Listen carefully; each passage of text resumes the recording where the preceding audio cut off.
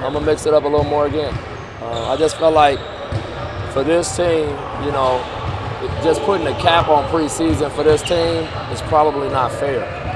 We can't look at it like every other team in the league that when you come out of preseason, we got to have everything guns a-blazing and exactly the guys that's going to be in the rotation. Because I think that's going to be something we're going to be changing and evolving. And, guys are always going to be challenging for starting spots. And that can be a thing that's changing throughout the year. But I want to keep evaluating these guys.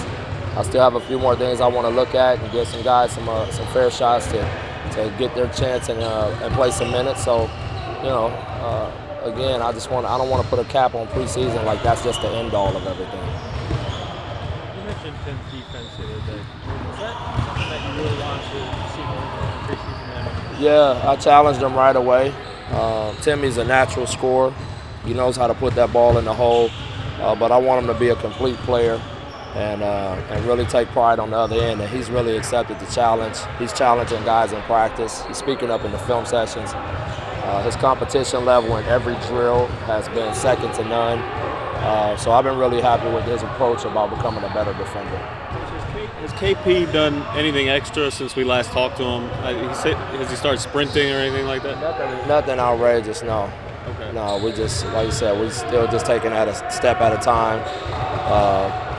He's feeling better every day, but it's still that frustrating, slow drip, for him. And so, my focus with him mainly is, leadership, being present, helping the young big guys, talking to the young guards about what big guys are looking for, taking guys out to eat, spending time with them, things like that. So he's been doing that stuff, and it's been great. And, he heals when he heals.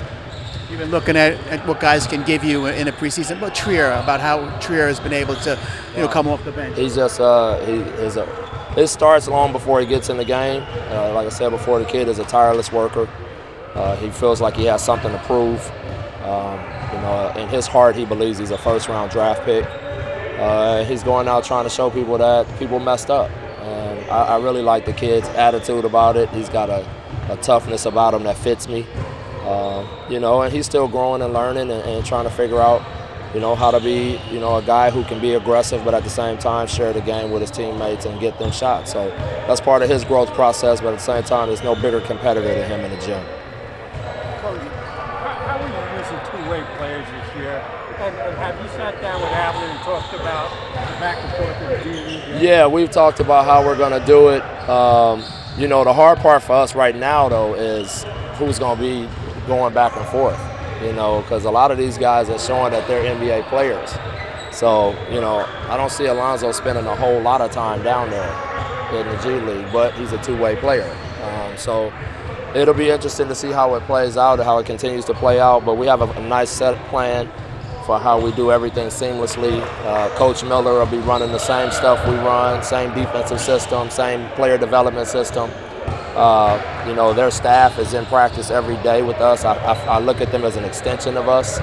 And so we like to try to make it as seamless process as possible. Coach, a question. A lot of times people talk about what goes into being a good leader. What goes into taking leadership, accepting leadership? First it's, I think it starts off by creating an environment where guys feel safe. And once they realize that everybody in the building has a good agenda for them, I think it's easier to listen to them without being defensive.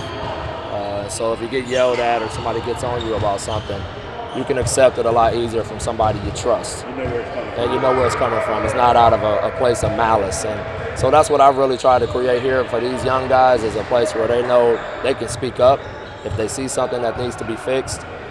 They can ask questions, no matter how crazy it may sound. And at the same time, you have to be able to receive criticism and, and not feel threatened by that. And I feel like all of these guys they have pretty thick skin, but they also communicate with a lot of respect to each other. Is Robinson making progress? Yeah, every day for him is progress. He's so raw. And, every day is new to him. And so, and he absorbs stuff pretty quickly. So I would say every day he does something different that makes the whole gym go, oh. But it's something that we've been working on and that he's practiced. He's very diligent about his work. You know, he really can focus in on one thing and work at it really hard. And a lot of young guys have a hard time with that these days. But he seems to have that knack to be able to stay with something and get better at it. Is he closer to getting back on the court? Yeah, he's going to play the next game. Yeah, he's playing. Have you guys made a determination with him? I mean, you mentioned he's raw. Whether he benefit from time in the G League or I think it'll be a little bit of both with him. okay. Because just from the lack of minutes, he hasn't played basketball, you know, and a lot of it is just getting him to see these situations over and over and over again. And so, you know, to get him the appropriate amount of minutes that he's going to need, he will be spending some time there. But make no mistake about it, he'll be with us a lot as well. Courtney, he's getting a little better every day. He's getting a little bit better. He's starting to do more things where he's moving around. But, man, it's been a slow process. It really has. And he's been in here probably more than anybody getting treatment every day and doing what he needs to do. But it didn't stop him. The thing I love about it, he's engaged in every process like KP. Our film sessions are awesome because these veteran guys are in there, you know, getting the discussion going and letting them know, hey, we got to talk. We got to talk about this stuff. Be okay with talking, what we just said. You know, be vulnerable. Be okay with somebody telling you you're wrong, you know, and getting them interacting. And he's been a great conduit that way for us, getting these guys to loosen up and being able to do that.